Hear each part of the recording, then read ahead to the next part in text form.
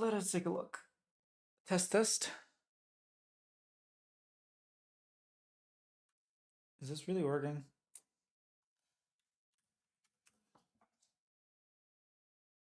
Oh, it looks like it's working. Yep, perfect.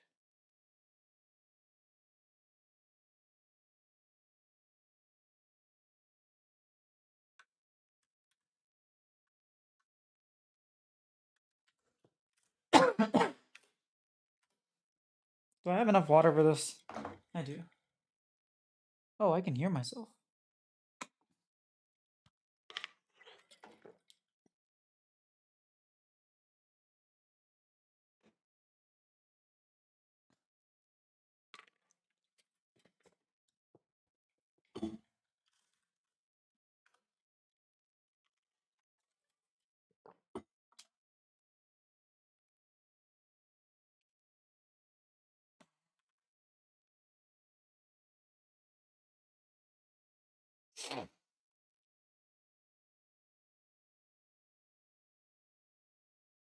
Oh,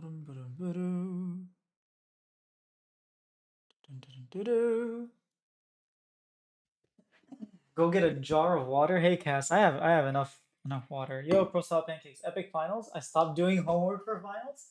It was incredible, man. It was one of the best finals I've seen in a long time.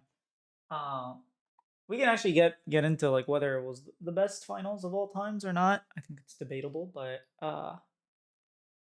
I think it was up there for sure. Um, didn't I just stop doing homework for finals? I don't blame you. The crown got heavier. I know.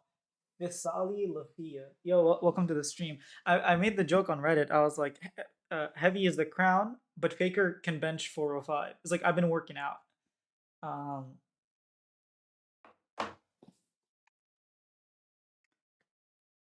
Wish there was Gen G instead. Hello, Pandy's Andy. Yeah, I feel like I made this comment on Reddit as well. Faker is being very selfish. He is taking all of the championships for himself, and he is making sure that no one else gets anything. He's just hogging them all. And all these great players like Knight, you know, Ruler, I guess Ruler has a championship, but Knight, Chovy, like all these people aren't able to bin, can't get it. The real Skarn.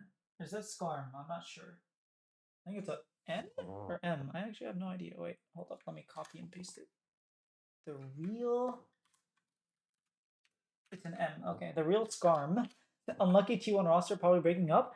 Did you see? Okay, so it wasn't posted on my press conference. Um, because I got too tired to actually translate the whole thing. But in the press conference, they asked Carrier if the roster would stay together. And he still was like, dude, I don't even know if I'm gonna be playing next year. And he starts like bursting out laughing. And so Guma takes the mic. He's like, sure, I got this. And basically he says like, it's kind of insensitive right now. This roster has achieved a lot of cool stuff, but there's always decisions to be made, whether financial or because of the business going into next year. We don't know what's going to end up happening, so we'll see. We'll see what ends up happening, basically. And he's just like, that kind of stuff is personal stuff. You shouldn't really be asking that kind of stuff. Which I thought was funny. The Carrier. At first, I thought maybe Carrier was crying, so I messaged someone on site, and I was like, "Is Carrier crying?" He said, "No." He burst out laughing. He was trying to hide it, and I was like, "Oh, okay." Faker's still capable of world's MVP form 11 years later is insane. I don't get this guy, man. Why wouldn't he be playing, or was that a joke? No, I think it's just like I have no idea what's gonna happen in the future. I don't even know if I'm gonna be playing League of Legends next year. Like, who knows what's gonna happen? Um, he wasn't actually like saying, "Oh, I'm off. I'm retiring next year." He was just like, who even knows what's gonna happen next year? Like, we just won World Championship. We're not worried about that. Same thing kind of happened in the BLG conference, which I will. It's already edited and everything. I'm gonna post it after at the end of stream. I'll make it go live.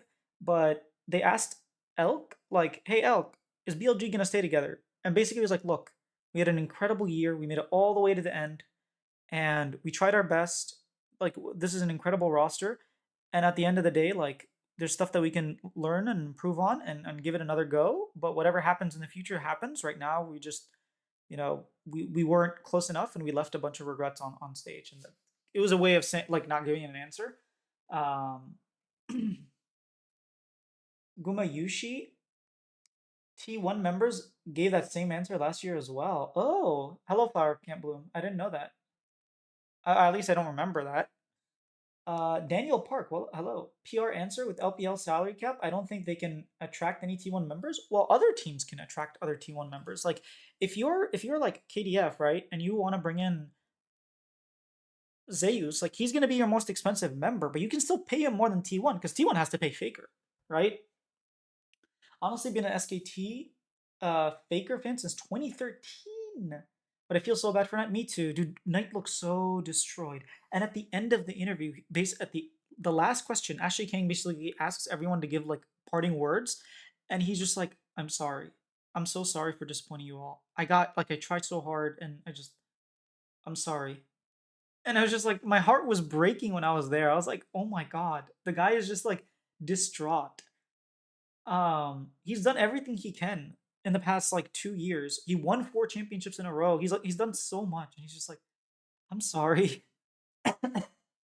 um, Seeing his face last year and this year, yeah. And at MSI, he was like so down, man. He was so down because he had that Tristana play where like he took turret aggro instead of ending the game and like ended up dying and flashing, and it was like a complete waste. Where he could have like actually won the game there.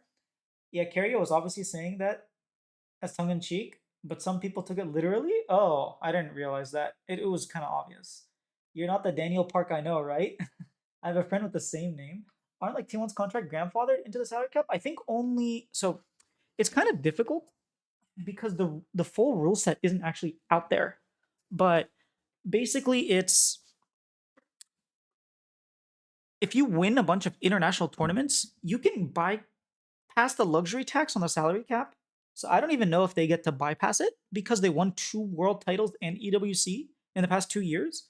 So maybe I think only Faker is grandfathered in, and even then, like at first the grandfather level was like higher, and now it's a little bit lower. But the commissioner really just doesn't say the actual details, and so we're left speculating until people like Joe Marsh, well, not Joe Marsh anymore, but like people like Arnold, the CEO of Genji, come out and say, "Hey, this is the situation."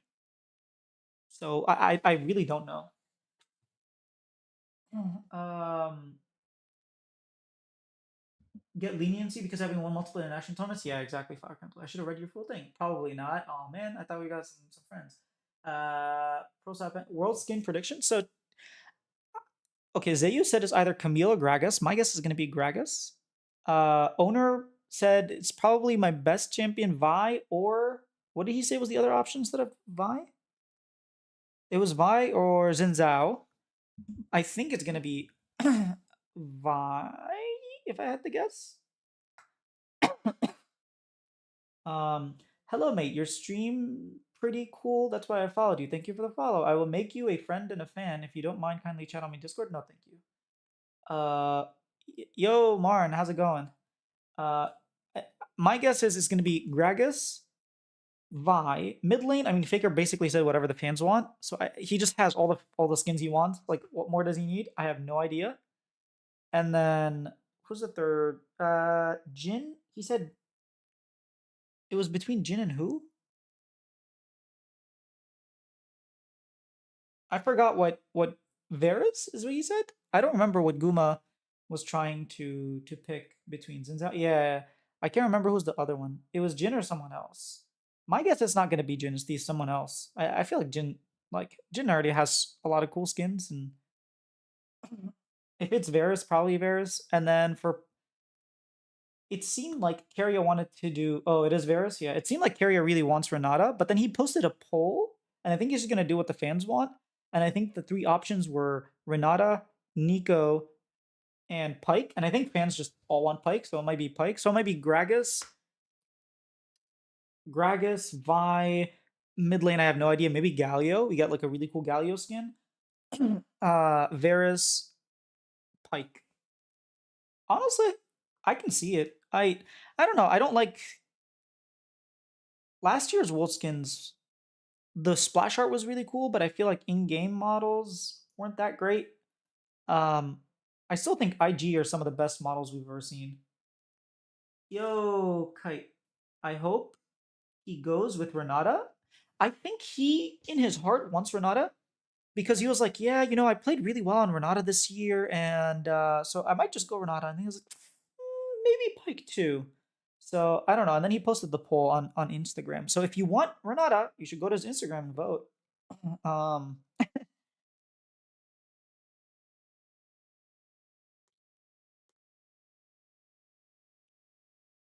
Akali is fan favorite, so maybe Akali, since he has his skin on Ari already, maybe. IG Kaisa is one of my favorite skins. IG Kaisa is incredible. IG Kaisa, IG Fiora is super pretty as well.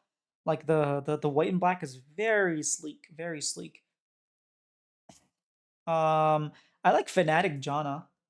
Fnatic Janna is one of my favorite skins as well. That one's really cool. I know it's old and like doesn't have the same quality as a lot of the newer skins, world skins, especially like the Lee Sin skin, the T1 Lee Sin skin, but like it's still really cool. As a Kaisa main, okay, you must love it, yeah.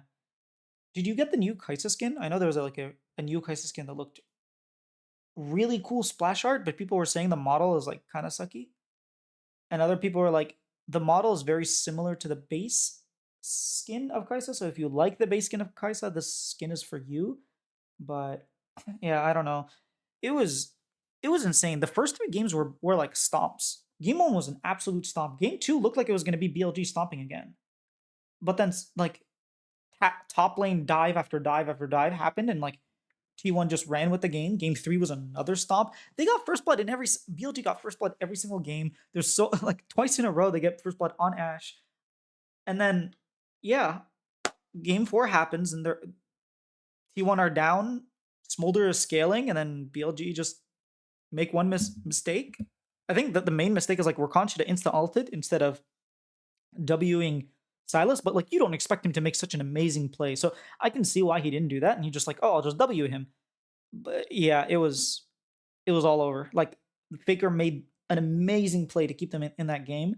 And then game five, like Keria and Faker. So Faker had that amazing play to end the game, but the only reason that happened was because it was a 4v2 and not a 5v2. Because Keria pretended that he was leaving, and then Knight left and TP'd, and then Keria stopped his TP using a Poppy ult. And that's the reason it was a 4v2 and Faker was able to live. Otherwise, who knows? Maybe they clean up. Also, that like fight where they won um, near the dragon, like BLG won the fight. They got two kills and one person died. I think it was a support. On died, and then they try to re-engage 3v4, but Bin starts TPing, so it's a 3v3. They kill the jungler immediately, and then they just like win the fight. They kill all four members and lose no one. And I was like, oh my god. And then Elk didn't flash Galio, gets taunted, and then flashes and dies. It was like I could tell when that happened. I was like, it all fell apart. Dark Star? No, I'm not sure if I like it yet. Yeah, I think it was a Dark Star, maybe. As soon as that happened, I was just like, it's all over. We need Joe Marsh to pull every string to keep this roster together. Is he even? I don't think he's a CEO anymore, dude. I'm pretty sure Joe Marsh resigned as CEO. Hold up.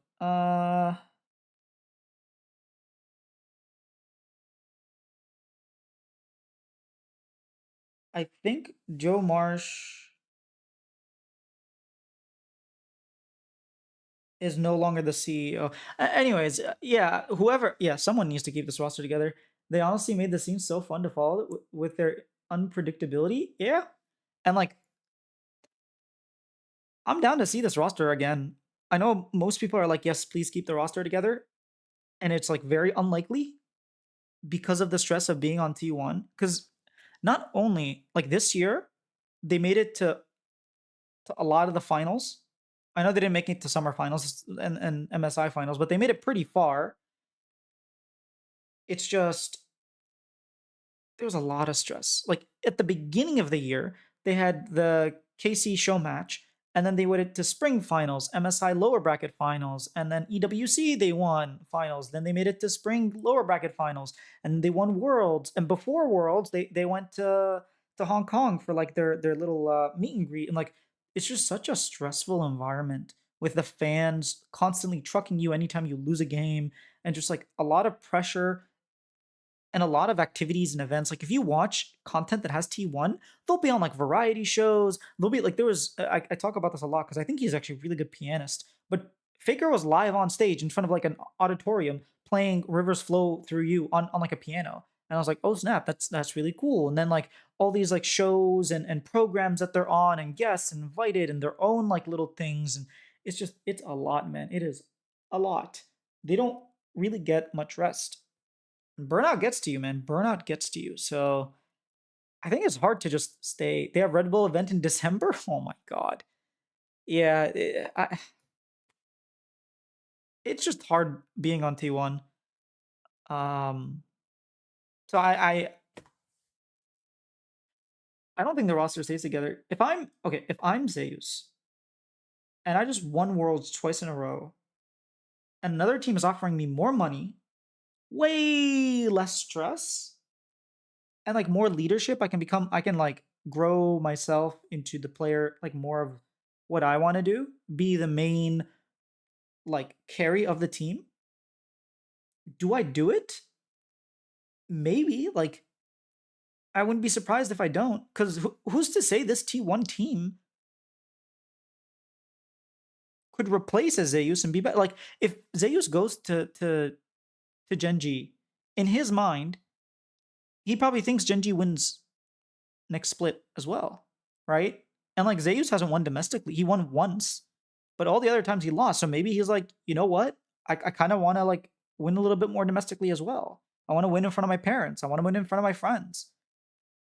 I'm just using Zeus as an example, but I can see that happening. If I had to guess one person to leave, I would say owner. Owner's like my first guess, but honestly I'm floored by the performance they showed us today. Um, you get stomped game 1 and 3 like that, and game 4 you are losing to a smolder that is scaling, and you make those like that is just incredible poise. That is incredible poise. Now with them getting second skin money, I think money won't be their first priority, especially with salary cap shenanigans. Ooh, that is true. I guess they're probably going to be really popular skins too. So if you're Zeus, I don't know how much you care about. I mean, here's the thing: players will always go for more money, even if it's like not always, but if you have the opportunity and it's a good roster. Do we know T1 skins yet? Hello, Nas and John. No, but speculatively, they said like who they're thinking about. So Zeus said that he's thinking between it's either between Gragas or Camille. For owner, Vires and Zhao. For mid lane, he was just like whatever the fans want. Maybe Galio, who knows? And then for Guma, he said Varus or Jin. And for Carrier, you can go on his Instagram and vote because he asked the fans. He was like, "What do you guys want me to pick?" So go if you have any if you like play supportive champions, you should go and vote.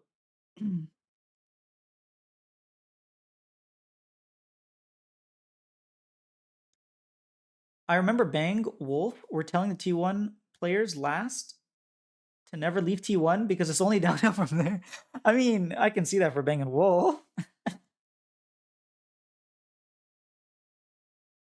It's only downhill from there. Who's a player that left T1 that ended up going uphill? I mean, you could say Duke. He won Worlds, I guess. Why not run it back to be the only squad to three-peat, Alan? There's so much. First of all, welcome, Alan. There's just so much stress and pressure being on T1. Like you're aging 3 years every single year. They have another tournament, Red Bull event in a month in December. Like you don't get to rest. Fans hold you to very high standard, and like you start losing 2 3 games in a row, they are trucking you. It is very stressful being on T1. Event after event, and as T1 you're always winning, so you're always making it to the finals or at least third place. You're making going all the way. You do not get to rest. You should see Uzi's reaction to Galio fight at mid lane game 5. Man getting PTSD from RGS to game 5 Galio. Yo, Wayne Worlds, welcome. I was thinking Xiaohu probably was like having PTSD, dude. Do you guys know the story behind Xiaohu? There was a game. So Xiaohu loses, like Galio thing happens. Faker just destroys him on Galio. It's like, what the hell? Faker is playing a tank and carrying. And then there's another game that they were playing where there wasn't even a Galio, and Faker was yelling. Xiaohu was like, "Galio, Galio, Galio's coming!" And they're like, there isn't a Galio in this game. He was just like so traumatized that he was like, "Oh my god, oh, where's Galio? Where's Galio? He's coming!" Hello, Shmababa. Is it really less stressful to have to go to a different team or country and try to prove yourself on your own? Weighing the stress of the team's schedule and reputation for stat, I'm not sure it's worth. Is it less stressful? Absolutely, it is less stressful. Now, is it worth it?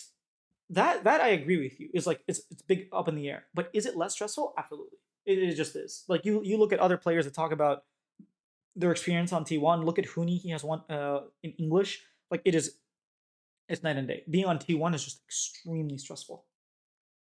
Like it's not even just event. Like every other week they're going out and doing like press stuff with the press. They're doing shows. They're doing variety shows. They're doing like interviews. They're doing these programs. It's just you literally have no time to do anything if you're an LCK pro, and if you're a T1 pro, like you have no like yeah, you just don't have any free time. You're it's so stressful.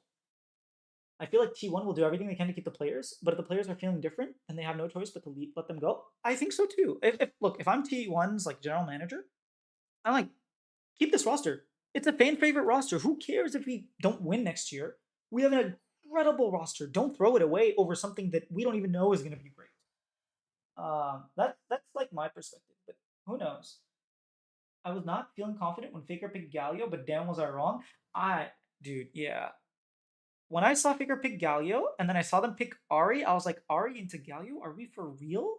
I was not happy with it. Actually, a Chinese media, this is translated, so I don't know how accurate the translation is, but a Chinese media asked um, the coach, like, hey, why did you guys not pick Silas? You had an amazing Silas game, and then game 5, you don't pick Silas into Galio? And he was like, well, it didn't fit the comp, and against the enemy team comp, like, he doesn't really do anything, and that's kind of why we didn't pick didn't pick him. But yeah, they hovered the Silas. I was like, oh, are they gonna pick Silas? And they did. Like AP into Galio, that's good for Galio, no? But these young bloods can handle it. Just a couple years of stress, bro. It's been 3 years. It's not a couple years. It's been 3 years. After a while, it gets to you, bro. Hello, Wayne. Nas Faker got death gap by 30 minutes. I didn't even realize he had death gap. That's insane. You know, we could actually like. Here's the thing. There's so many tiny things that if they didn't happen, like if on presses ulti on Faker, the game 4 Silas, Silas doesn't get to do all what he did, and we don't get that amazing like play. If Poppy doesn't ulti, if they don't go and try to get more after they kill 2 people and they just take Dragon and move on, if or take Baron, if BLG like Ari's TP completes and Poppy doesn't stop, there's so many what ifs that could happen. I think it's like incredible. The last 2 games were awesome, even though game 5 was just very what is the word, like slow for the first 20 minutes. It delivered for sure. Feel like there's always the risk of going on another team and getting stuck on low mid tier teams like Chovy Deft on Hanwha Life, BDD Peanut on Nongshim, Teddy on DRX, Keen on Afrika Freaks before. Well, that was his first team, so Keen's a little bit different. But yes, I agree. Can you translate the carrier poll? Sure, let's go to Insta. And that is not how you spell Instagram, is it? Wait, that is how you spell Instagram. Why isn't it opening up? Oh, strange. Instagram poll. All right, Carrier. Is his name just Carrier Minsel? Yes. Okay, Carrier Minsel. Is it on his stories? Where's the poll? Okay. Who's the next skin? Nico is the first option. Second option is Pike. Oh, it died. Third option is Renata Glass. So I'll type it in order. Nico, Pike, Renata. In this order. So 1, 2, 3.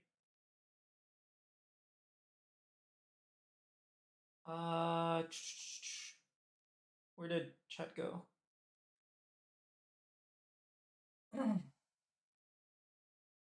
Jun Jarvin kept missing his Q on the last fight. Oh my god, really? I didn't notice. Like everyone was in. It was just so hard to tell what was happening.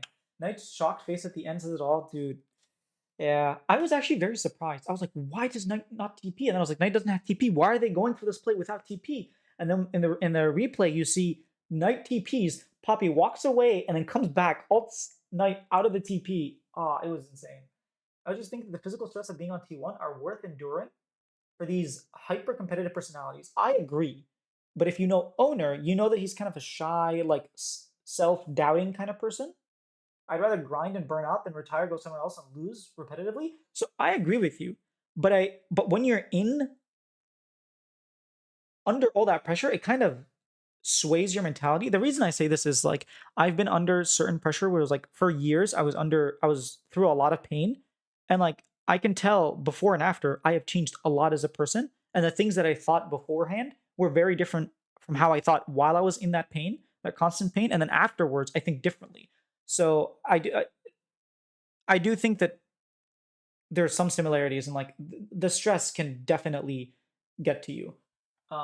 Game five, T1 was down like 3 kills, and somehow they were still up 2k gold in the early mid game. Well, they had some really good swaps, and if you saw what happened in the bot lane, like Kaisa was so far behind. Kaisa was so far behind. They got the gold exactly where they wanted to. They had a much better swap in game 4 and 5, honestly. The Gragas got all the XP that he needed and was ahead of the Jax forever. Like, BLG couldn't play sides because Gragas had 2 items while Bin had like 1.5, and then when he had two, it was 2 to 2.5, and then eventually they caught up. But still, the Gragas is just like kiting Jax forever, and he can't do anything, so you can't play sides.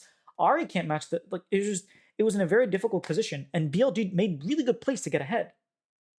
And then yeah, Faker happened. That Galio in the mid lane, and then in the top lane, game's over, man.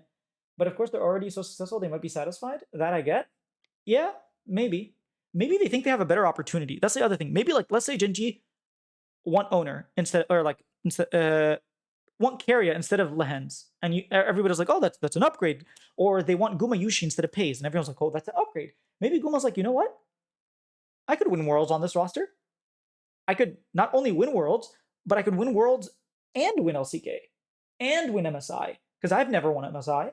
Like maybe you just look at a different roster and you're like, that's actually an upgrade because T1 is known to slump, right? The 2 years in a row now, they've had their slumps and their dips. So maybe he's like, hey, this roster is more consistent, and with my help, we can make it all the way. So that could be something.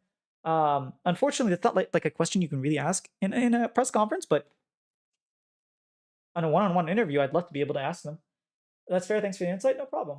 Kaisa was level 5 while Xayah was level 7. Yeah, it was nasty. It was nasty. Owner got 6-pack abs, dude. I know.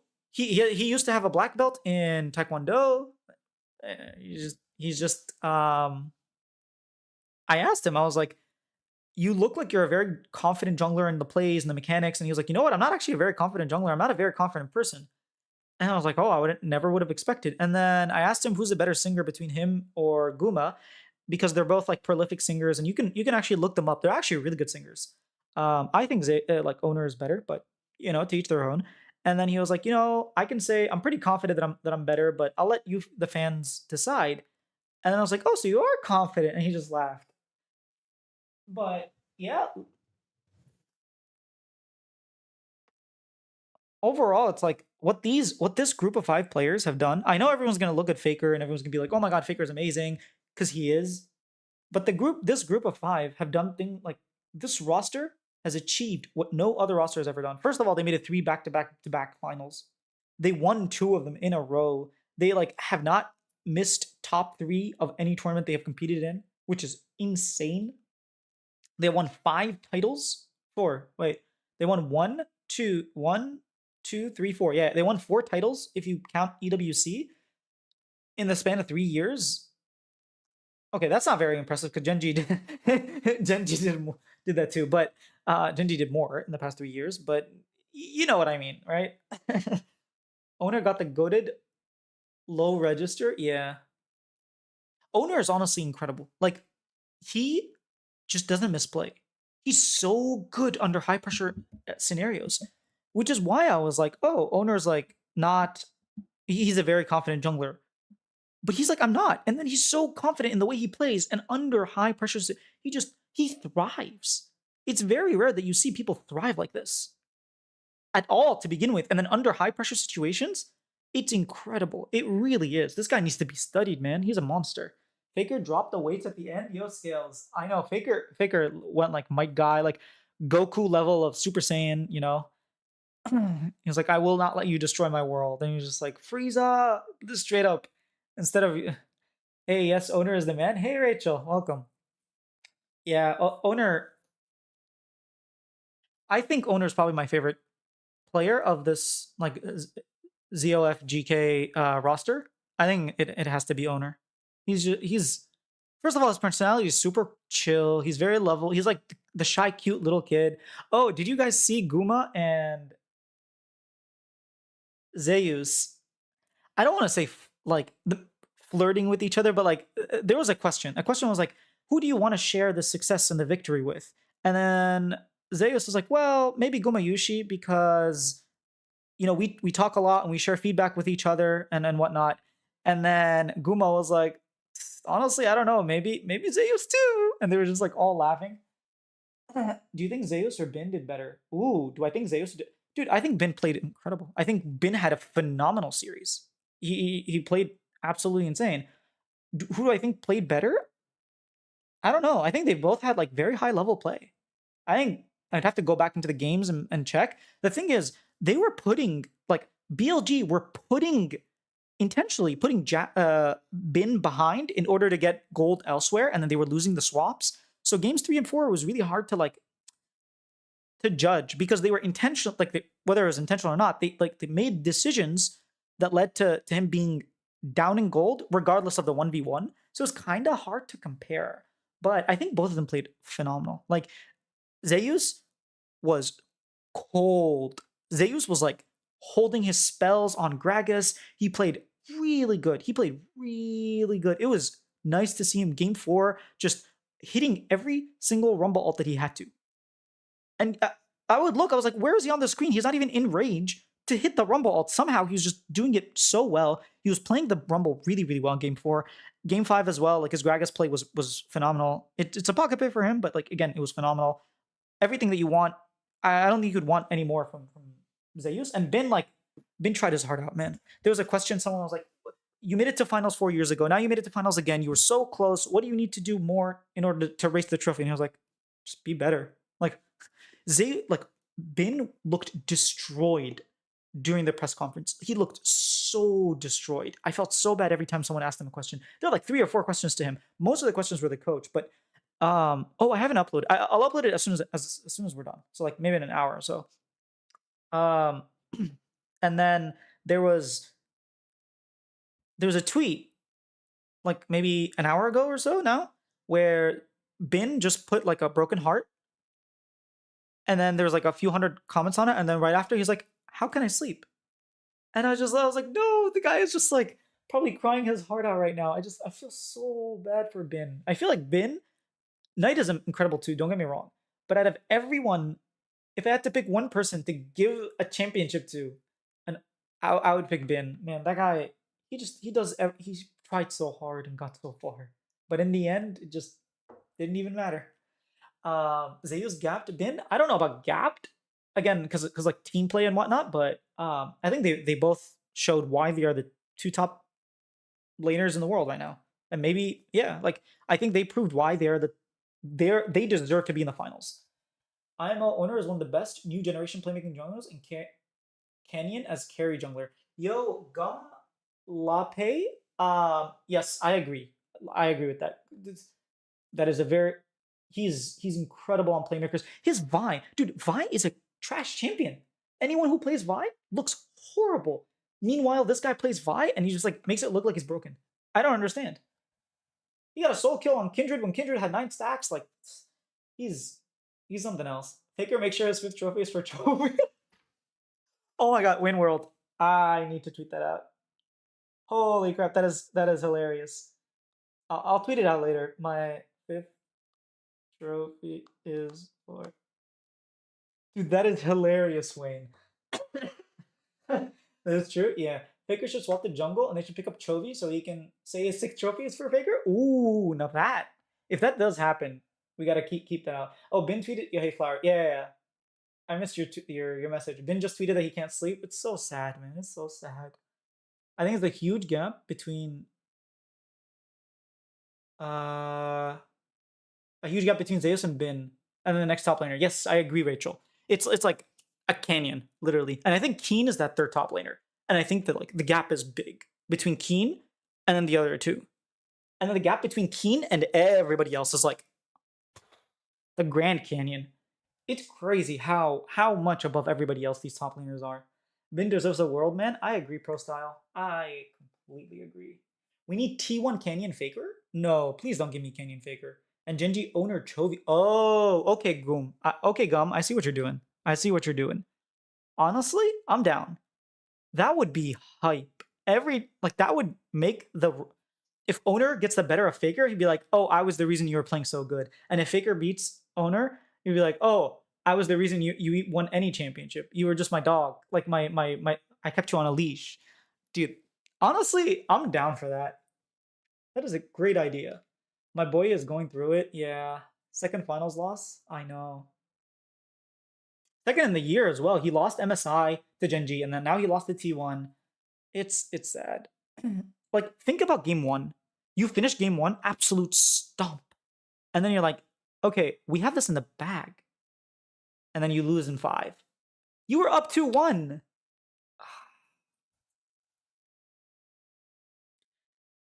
In the end, Knight choked the last team fight. No, he didn't. Keria made a really good play. Hey, Russell, he didn't choke that last team fight. He saw Keria move away with Guma, and so he TP'd. It was like mind games by Keria. It was really intelligent what Keria did. I think it was an outplay rather than a misplay. And maybe you could argue like there's a misplay in every outplay, but like I thought that was a really smart play by Poppy.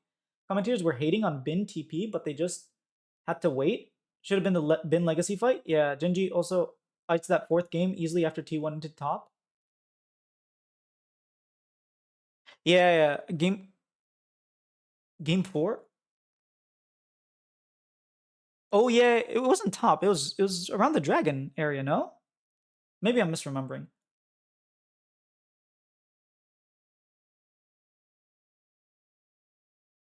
They'd never think that. I'm sad for Ben. He's my number 2. Yeah, it's sad. I was showing my wife like, oh look how sad Ben is, and then she's like, you should console him. I'm like, I don't know the guy, and I don't speak Chinese. I can't console the poor guy. He's not my friend. But yeah, it was quite sad. um, a second earlier, Knight flashed, and it was very forced. If he had flash, it's fine. Wait, are you talking about game 4 of MSI? I'm a little confused to what you're talking about, Russell. It was top lane, BLG even up the gold difference. Oh, okay, I see. You're talking about BLG, not T1. I'm a little confused. With Smolder Ziggs. Yes. Also, Genji also ices that fourth game? Oh, okay, now I understand. If it was Genji, they would have won that game. I agree. But again, Faker made a huge play. Honestly, I think that was on. Like, if On just ults Faker on Silas, instead of trying to W him, getting his W canceled, getting CC'd, so he can't ult. If he just ults Faker, Faker can't get onto the backline. It was only because Faker got onto the backline that the Rumble ulti comes on, Renata ult comes on, Redemption, everything comes. If he just, like, presses ult, Faker can't do anything. But because he didn't, Faker was able to steal Rakan ult, was able to CC Rakan, bypass him, and then ult all of the backline. So I would say like that's more on, but it's more of it's a lot outplay of Faker because he outplayed the W, and a little bit of a misplay too. And I think every outplay has a little bit of a misplay in it. It's kind of hard to not for two people to play something perfectly. It's just not human.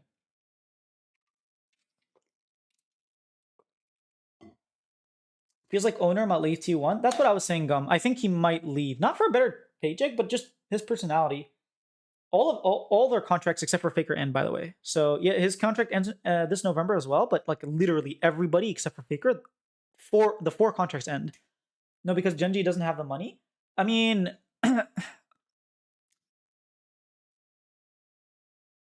yeah, it might not be Genji. It might be like a Hanwha Life, to be honest. Hanwha Life got the money, but I think they want to keep Peanut. Maybe they like pull a Zeus. Maybe Hanwha Life are like, you know what we need? We need a Zeus in our life. Sorry, Peanut. You gotta go to Bro. Poor Peanut. Not Peanut. Sorry, Doron. You gotta go to Bro. Yeah, the smaller Ziggs, but they kept fighting instead of stacking. I know what you mean. If owner leaves, might be Hanwha Life. Yeah, I agree, Rachel. Owner Zeka is insane mid jungle too. Yeah, Zeka really showed up. Like Zeka had a very good summer. Why was Jun hiding behind the team on Sejuani? Sejuani R and the play is done. I'd have to rewatch that. I'm not sure.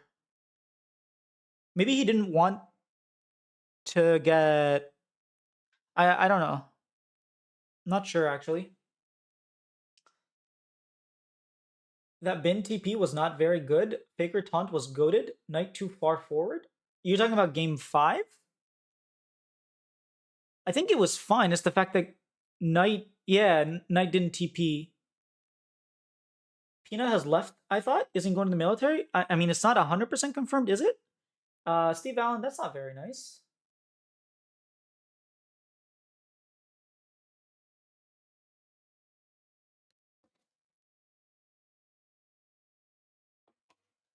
Also, that Ziggs building made LS cry. Luden's Horizon were. I know. I was right there with you, man. I was right there, like, what the hell? Why are we building this? I was very confused. Just as you guys are. I didn't realize I didn't watch any. So sometimes I'll watch Dom's co-stream or I'll hop between co-streams. I didn't watch any co-stream today because I just wanted to like watch the games. I'd low key like to see owner Zeus rule the team. Wait, so Kite, what do you mean? Like owner Zeus on T1 or on a different team? Oh, owner Zeus ruler. I am so blind. Okay, owner Zeus ruler. I would. I don't know that I would want ruler with Zeus. I mean, Zeus plays tanks just fine. He played the Ornn, he won. I feel like if you want to play Zeus, you want like a Keen or something. But yeah, I'd be down to see that team. Dude, what if ruler goes back to Genji? And you have ruler Lehens, Chovy, Canyon, Keen. That is an incredible team. Imagine Zeus, owner, Zeka, Viper, Delight. Yeah, that's a crazy team. That is incredible. Dude, if we get these super teams, how is China ever winning, by the way? Like, how is China ever winning against a team of Zeus, Uner, Zeka, Viper, Delight? What's going on? 1 second, guys.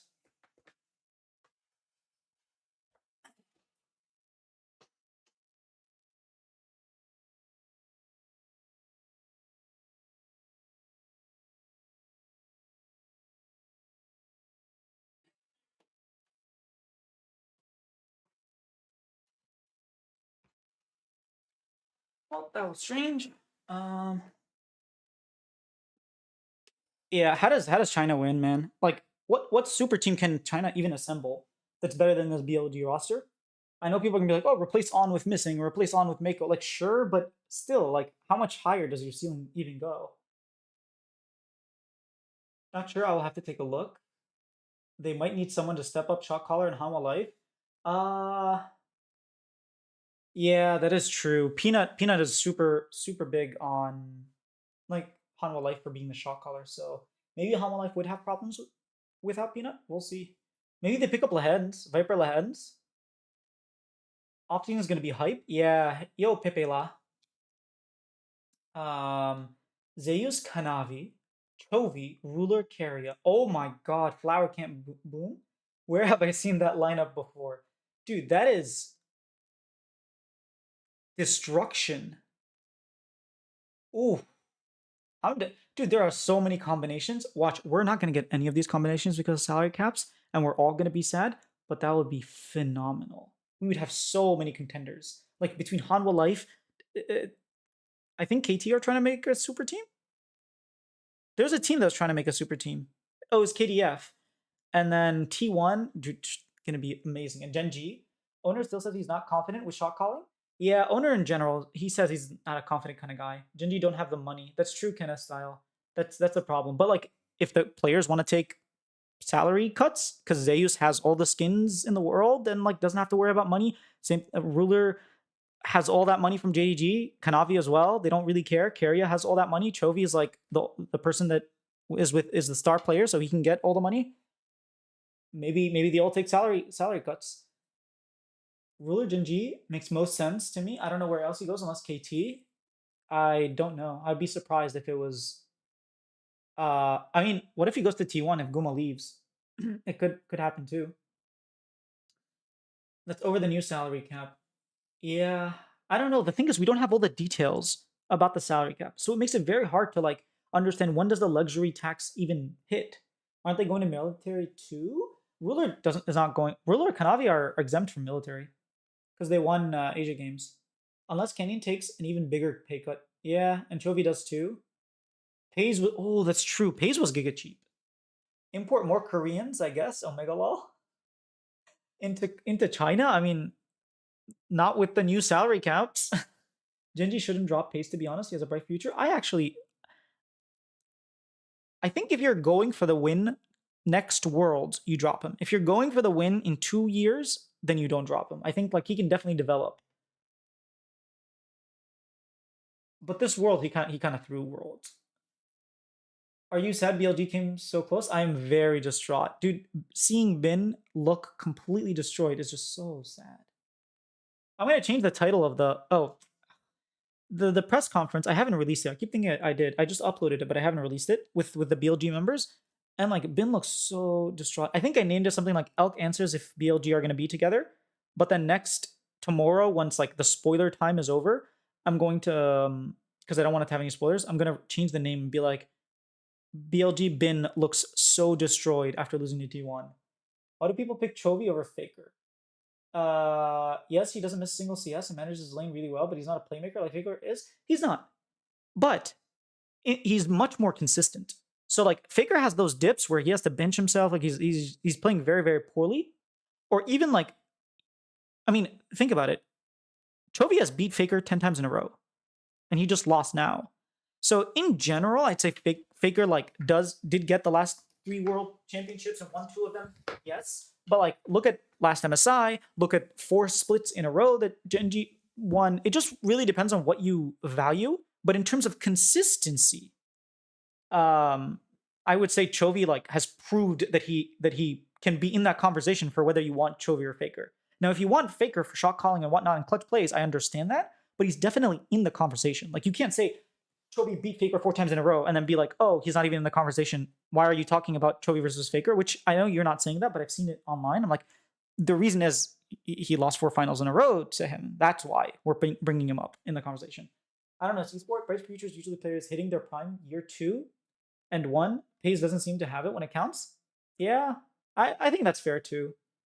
Zeus Kanavi Chovy Ruler Carrier was the team that crushed the Asia Games and got the guys in exemptions. Was pure destruction. Yeah, dude.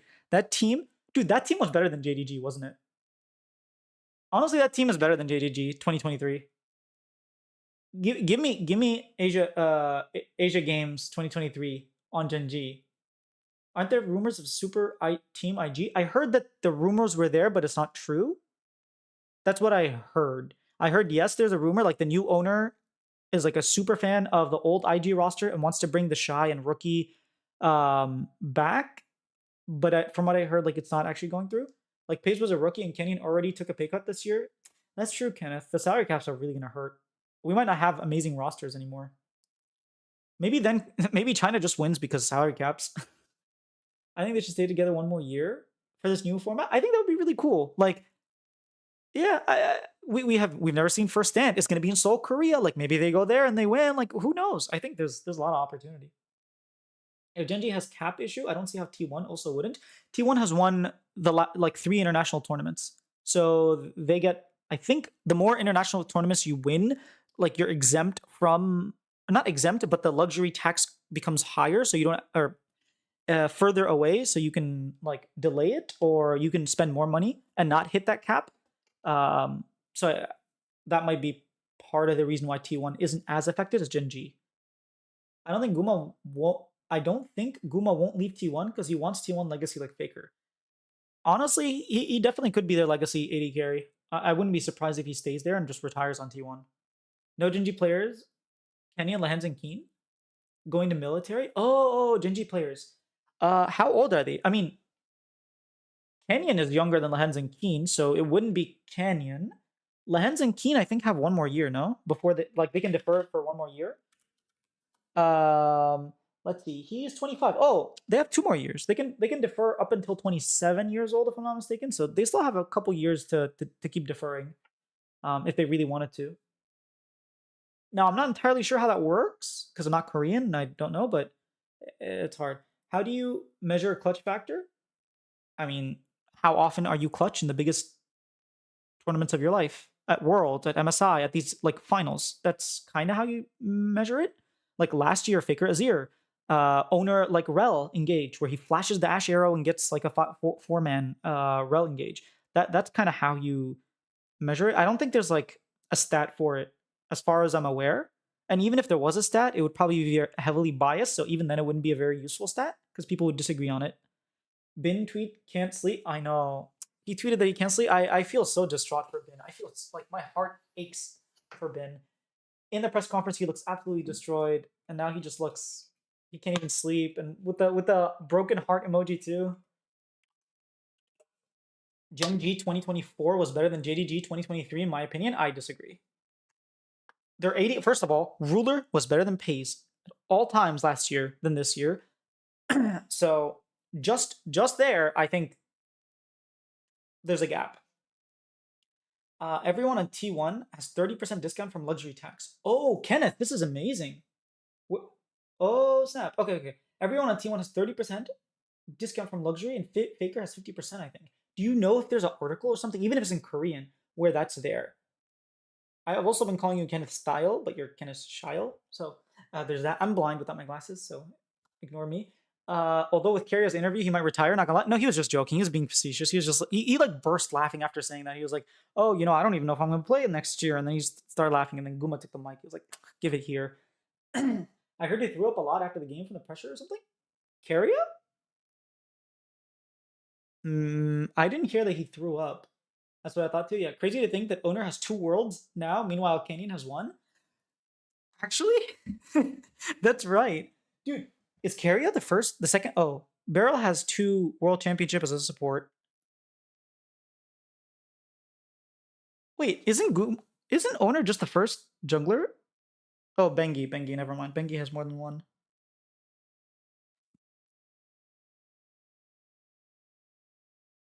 Yeah, okay. There are more people with more than one champion. I was just thinking, are they like the first people? Because technically Duke has two championships, but I don't know if you want to count the second one. So I would say like Zeus has more championships in top lane than anyone else as the starter.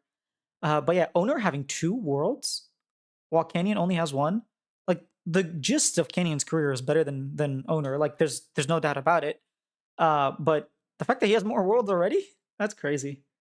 Yeah, Carrier is so unserious. Yeah. What do you think BLG could have done better to win? Stefan Baller, I simply put, I think if On presses Alt on Faker, as Faker's doing that amazing Silas play instead of W, he presses Alt. Faker doesn't get to the backline. They don't all die there. They don't go down 4,000 gold. Smolder hit 225 stacks because he wasn't dead, and they win that game. I literally think it was like a game of inches. Even BLG, like Bin was like, we were so close. We were just so close. And he's so distraught. I literally think it was that simple. Game 5, same thing. If they don't all engage, like after they kill them in the dragon, by the dragon river, if they kill the two members and back up instead of following, it's a 2-for-1. They're in great condition. They're ahead, but instead they die 4-for-0 in the 4v3 because of the TP and whatnot. And then they lose Baron, and yeah. Or if Poppy doesn't ult, like if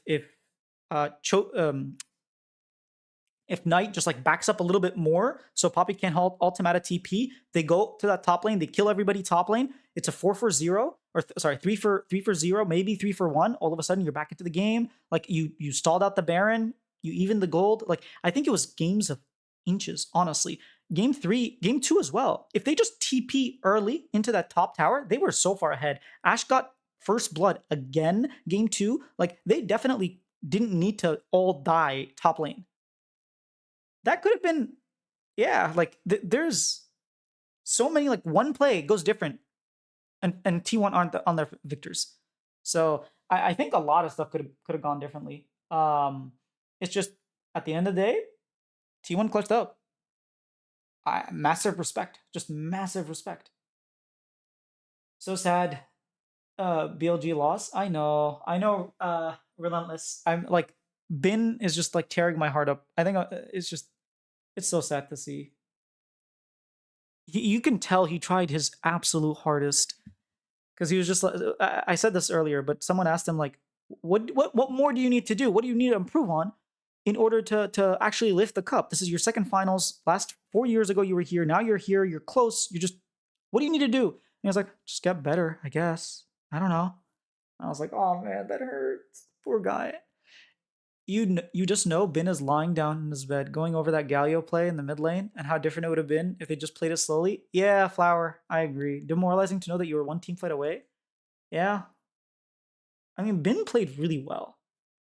I think the only person you can look to and be like, oh, he made a bunch of misplays is on. Like that flat game 5, he flash cues, misses the Xin Zhao. Like that's probably like one of the most egregious plays. I think he had like 2 bad plays. Like in general, he had a good series compared to how he was playing earlier. Like he actually looked good, or fine. It's just a little too much, a little too late. Maybe if you don't pick Ari into Silas, you pick like sorry, Ari into Galio, you pick something out. Like yeah, maybe you don't first pick the Jax, you ban the Gragas instead. Like so many different things could have gone differently, and maybe you first pick the Ash instead of picking the Jax. You let them take Jax. I don't think Nar was banned. And you play the Nar. There's so many different things he's probably thinking about right now, and he was like, "Man, this sucks." The stage was awesome. Like, dude, just imagine being in that environment with all the lights, all the music, all the fans, all the cheer. I know, like, it was a lot louder for T1, but just that being in such a stage and having like 3 different artists all come up and sing your song and introduce you to Worlds finals, like it's everyone's dream. And just a little late, a little too late. Bin was best top laner in the world, no doubt. He even solo killed Zeus on sideline. Was that game 1? I don't remember, to be honest. The best BLG player this series was Knight, in my opinion. I think Knight played really well. Honestly, I think Jun played well as well. I think Elk played well. He wasn't like popping off like he did against G2, for example, but he played, I think all of them played well.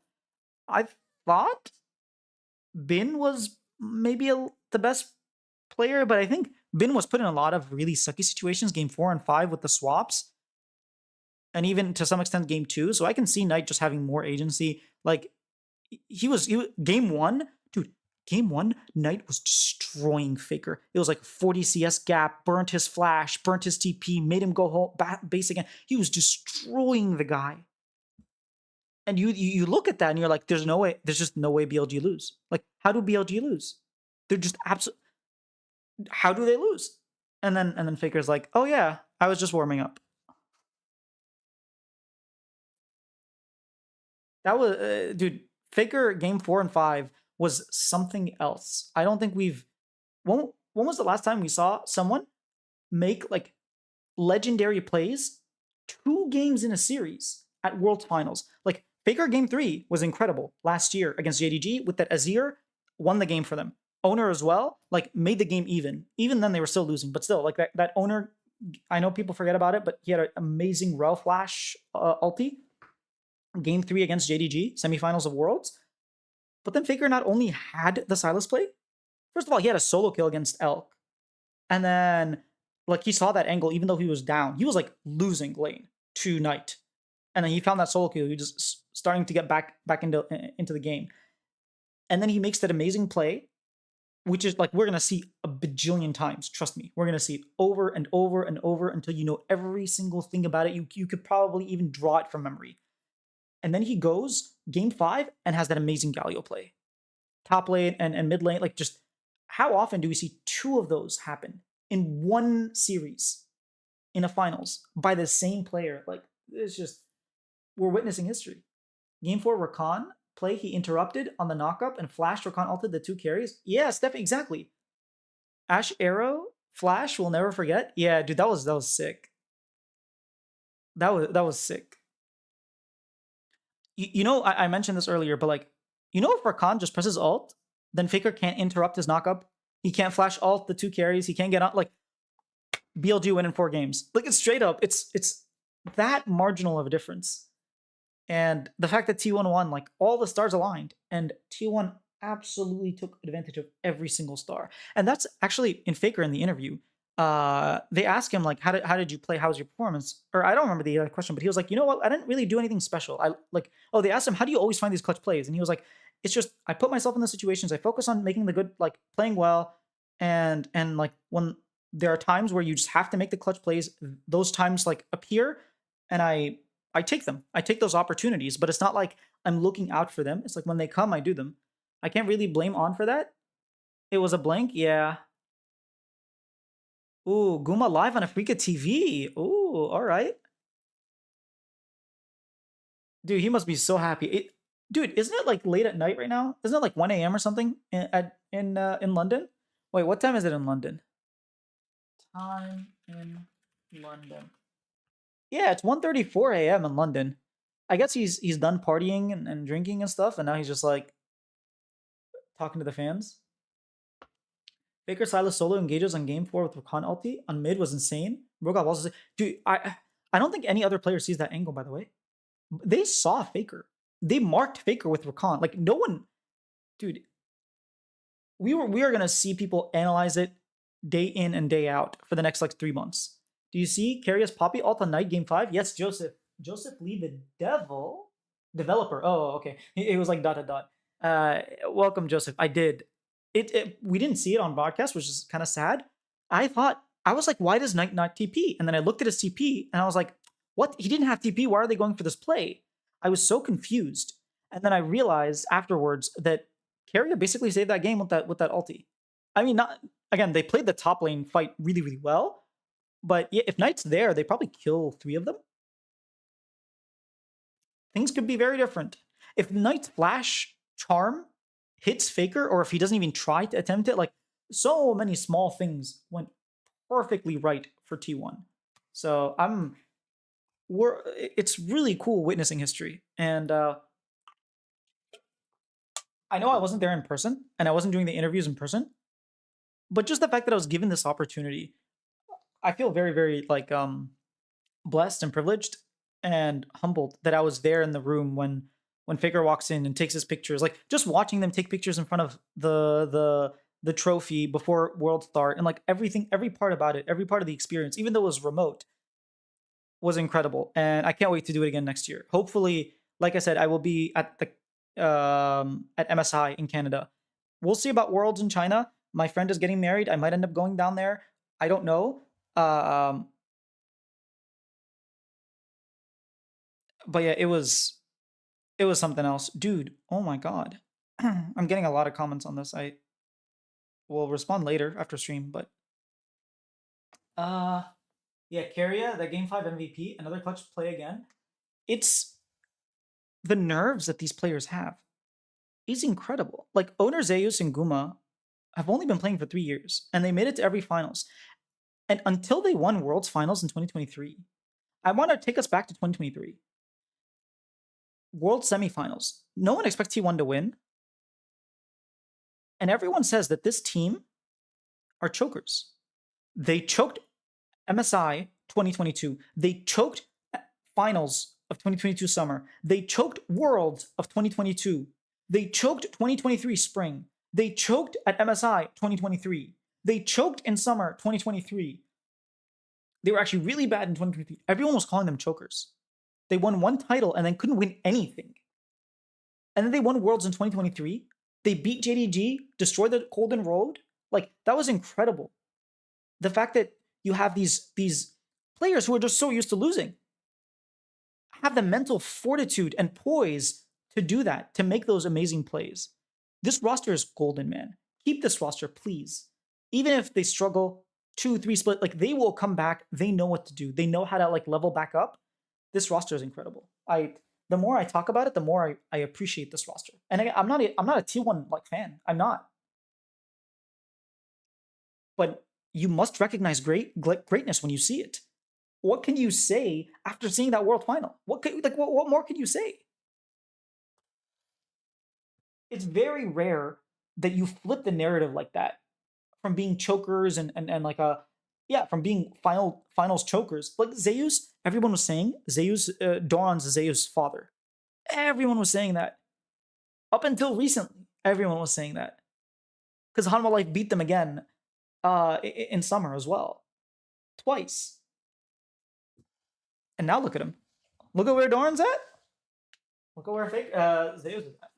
It's it's truly a blessing to be able to like experience and talk to the players and just like chat with them. Like I'm very blessed and happy that this is happening when I decided to start doing interviews. I can't wait to fly out to and hopefully they're at MSI and get to ask them like questions directly. It's gonna be so cool. It's gonna be so cool. Friend in China? Yeah, I have a friend in China. I'm happy that BLG did not play bad this series and we got the Silver Scapes. Yeah, I'm happy, dude. I'm happy with the gameplay. BLG played well. You can't say oh BLG choked. It's not like TES, you know. Like even Gen G to some extent kind of sort of choked. Like Pays especially choked. Like they played well. This was a high level series. That was very like we are very blessed to see this. Worlds in China next year? Yes, Pandy's Andy. Worlds is going to be in Chengdu, China. Gen G, a team of increments, and T1, a team of incrementally clutching. I like that, Stefan. All right, that's baller. That's a baller analogy right there. A team of increments, and T1, a team of incrementally clutching. I don't think it actually makes any sense, but I like it. I feel like 2021 T1 could win Worlds too. That was the Kana roster? I don't think so. I mean, I guess they did go game 5 against Damwon, but I still don't think that they were gonna win. I mean, they could if they won 5 games. Maybe they could have beat EDG on a different day. I mean, here's the thing. I think Damwon were the better team overall. It's just that day specifically, EDG were hella clutch. I think if you play that series 10 times, Damwon win like 7 times, but EDG clutch it out like three or 4 times, and they just happened to do it on the biggest stage. Well, it wasn't that big of a stage, right? Because it was still post COVID. I mean, still it was Worlds. Um, Sad to see they lost in semis versus DK. I really should read the whole comment before start commenting on the comment, and then I read the comment. I was like, half of what I said. The game 5 from Elder Smite fight, they definitely could beat EDG in the final if T1 were in the final. Who knows? Who knows? T1 could have won 4 Worlds in the same roster. Well, it's not the same roster. In 2021, it was a different roster. They didn't have Keria back then. They didn't have Zeus. They didn't have Owner. Wait, am I crazy? What was the T1 21 roster? Yeah, but a best of 1 is very different than a best of 5. And EDG leveled up. Like they had to really level up throughout that tournament. So it's a little different. Uh Big Def will win a world. BLG, oh, I'm blind. BLG definitely will win a worlds. I hope so. Bin deserves his worlds, man. He really does. Not sure. He's the only person to ever have a pentakill in worlds, and he still didn't win. It's so sad. Not sure about the LCK format, but now how does a team now attempt a golden road? I think you have to win all 3 tournaments. Like you have to win spring, you have to win split 1, you have to win first strike, you have to win split 2, you have to win MSI, you have to win split 3, you have to win worlds. You don't have to win EWC. You don't. Yeah, BLG and T1 are the same. Make a mint series. I don't understand that comment. Sorry, Rachel. I don't know what a mint series. Oh, mint is in like a fresh or like super cool. Is it is that like some Aussie like slang that I don't know? 2025 BLG can super scary if they stay together. Yes, but we don't know what the other teams are. Maybe they're like another super team gets built and there's like a Gen G 2.0 that's even scarier, or on like a different team like Hanwha Life or KDF, they pull in a scary super team. I'm so sad for Ben. Did you see his tweets? I did, Mix. It was so sad. He was like heartbroken. How can I sleep? We were saying earlier, he's probably replaying every single thing he could have done better. Like, oh, what if I didn't TP over there? What if I flashed this? What if I chose this? What if I banned the Gragas? What if we first picked Ash instead of picking Jax? Like, it must be like heart crushing for him. EG was destined to win that tournament. They really were, dude. three series going all 5 games. They were down 1-2 against Dawn, if I'm not mistaken. They clutched up crazy. JJ, oh my dude, JJ, so much respect to that kid. He was a child, man. That guy looked like he was 17 and he was so clutch. Reminds me of Owner, kind of. T1 beat EDG in groups. Yeah, it was groups. 2021 T1 was almost the same roster. Kana was top lane instead of Zeus. No Kiwi here. New Zealand? Oh, okay, okay. Genji with Keria? Yo, Elijah Gilbert. Yeah, Genji with Keria is scary. Here's the thing. If Genji is like, hey, we don't have money, but we're trying to do the Golden Road next year. Come Keria, come Zeus. I think it could be really scary.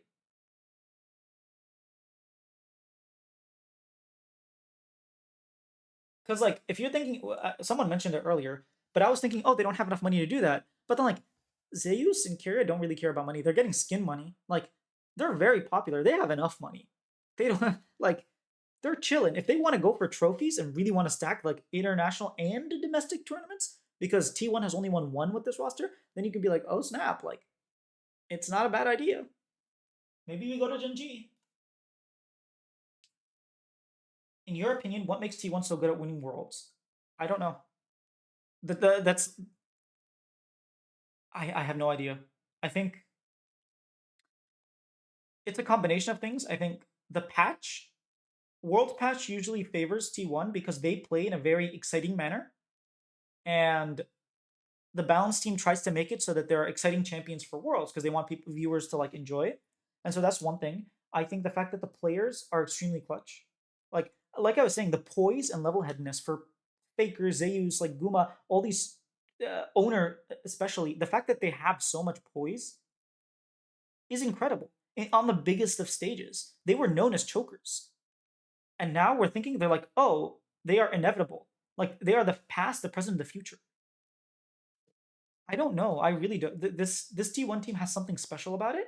There's something in the sauce, and I don't think we get that with any other roster. Like even Genji, JDG, like JDG was incredible again. Like there's just something about this T1 team. There's just something there, and you really don't want to lose it. And if I'm T1, like I know I can't go that much above the luxury tax or whatnot, but you won a bunch of international tournament, like you got to do something. But there's no way that Carey leaves Faker. I mean, he left Deft. Maybe he could leave Faker. Who knows, Elijah? I do hope though next year the power distribution spread out a little more. Oh, spread put little more. I feel like nobody was going to contend BLG and LPL. I mean, TES looked like monsters. People, just so you know, LPL experts were actually expecting TES to win. Some of them, not all of them. TES looked better than BLG. BLG were having struggles with Wei and Jun, and even Genji had the same feel, even though they lost. Yeah, but I do agree. I think it was very, very top heavy this year. It was kind of just Genji T1, and then T1 had that slump, so Hamo Life had like that streak. But even then, everyone thought Genji. I really hope KDF and Bro and like Nongshim can get relatively competitive rosters with the salary cap, so that players are more incentivized to go to those teams, and then we can see what happens. Like if KDF is going to pull in a Ruler and Scout, like who knows? You have Ruler Scout, maybe you get like Keen to join or something. Go back to Africa where he was from all those years ago. All of a sudden you have an international team right there. They're at least making worlds. So we'll see. It's just the aura. Maybe it's just aura.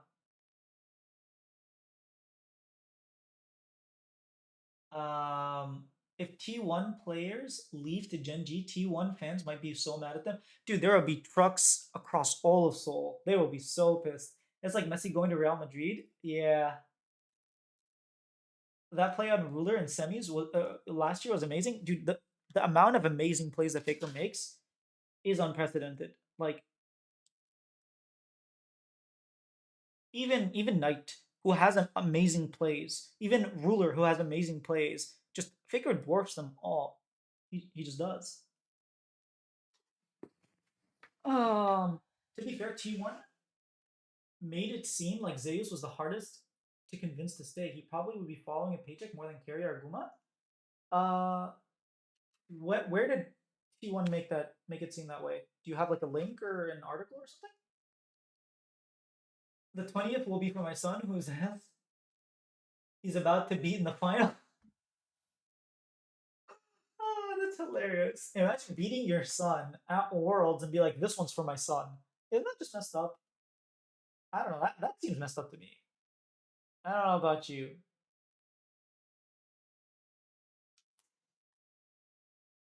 That seems messed up to me. Um, TES was losing to flying scrims before playing against T1. Probably mental boom for TS. Yeah. So apparently they were mental boomed, but in LPL, like they were strong. I thought LPL have so many teams that it's always kind of competitive. You had TES, you had LNG. LNG were looking great back then. Um, Weibo kind of had their resurgence. I mean, you had competition, that's for sure. I mean, Zeus is also getting paid the most as a faker, from what I remember. I had no idea. Do you think FlyQuest would chance against T1 if they didn't lose to Gen G? If T1 played the way they did, no way. Because if you think about it, T1 played the early game so well to the point that I don't think I don't think FlyQuest would be able to withstand the early game well enough so that they can get to the late game. Because I think they're a better late game team. But I just think they would get too stomped early and then they wouldn't even get to the late game.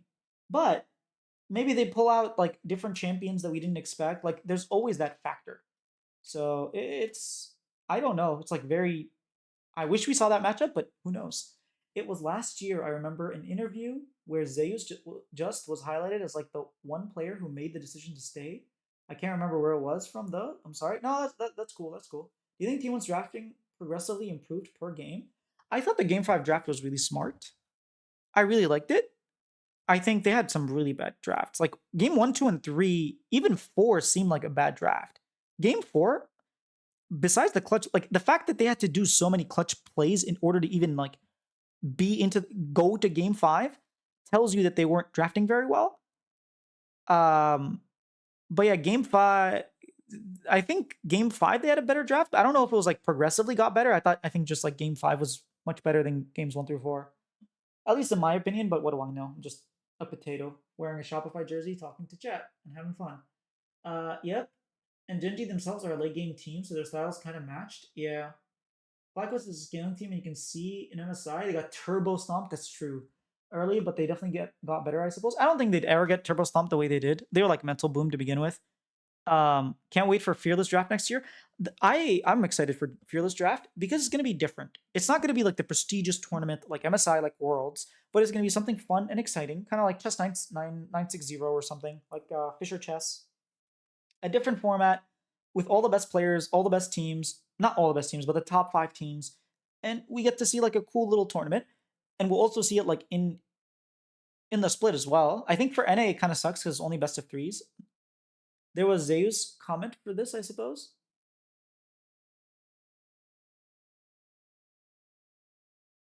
Yeah, I didn't know that, to be honest. I will say when I did my research for Zeus, I did not see that. And I did a pretty thorough research, but again, I found out that I was doing Zeus relatively soon to the interview, so I didn't do every single thing that I could have. So I could have easily missed it. Bro, they had Jensen and they were mental boomed because that MF play 5 games a day and Nuked. Oh yeah, dude. Nuked was higher LP than him. That was crazy. Yeah, that was not funny. Also, LCK salary caps are here. Was crazy to see T1 finish 5 plus in 17 minutes earlier this yeah, in 17 minutes earlier this game. That makes you forget how much of an improvement FlyQuest had. Everyone was checked out because they knew Jensen was out after, and everyone CBA with him. I don't know that that's entirely true. I think Masu was still trying his hardest, for sure. And I think Whippo was trying. I don't think they CBA'd. Inspired was definitely trying. Maybe you could say like Busio and Jensen were kind of CBA, but they were still trying. In China, the pick the same stuff with Fearless Draft. Well, in China, Lagrino Pino, welcome to the stream by the way. They had a different. They didn't have full fearless, if I'm not mistaken. They had like soft fearless, and it was best of three. It never got to the best of five. In best of five, when you have full fearless, you actually have to go really really deep. Whereas in best of three, it's not that hard.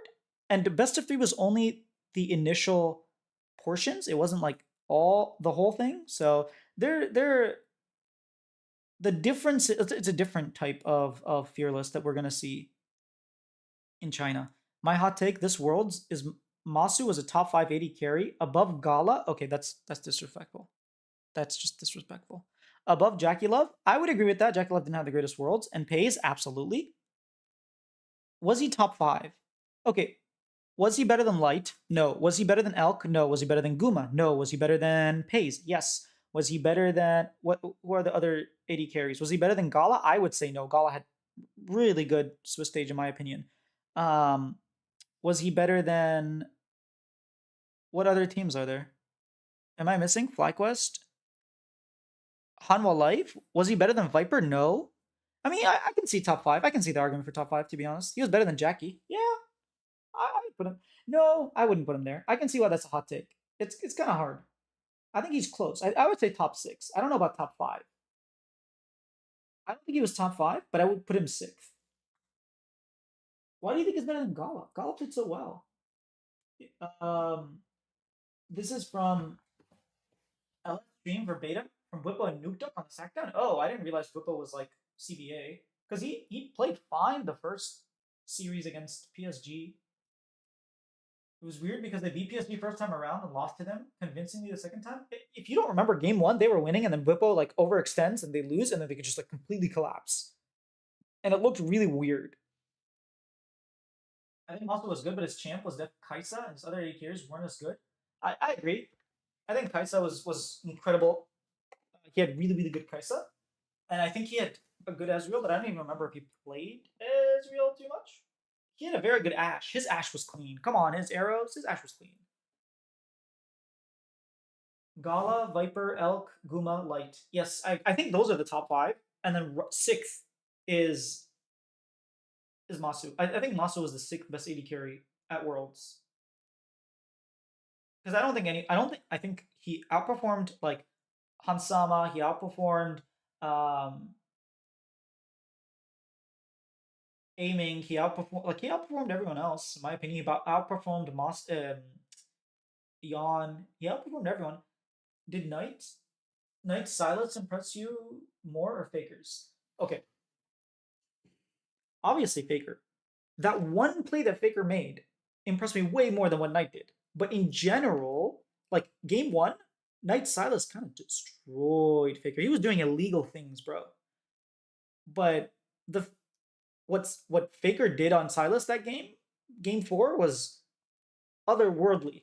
So I don't I would say Faker.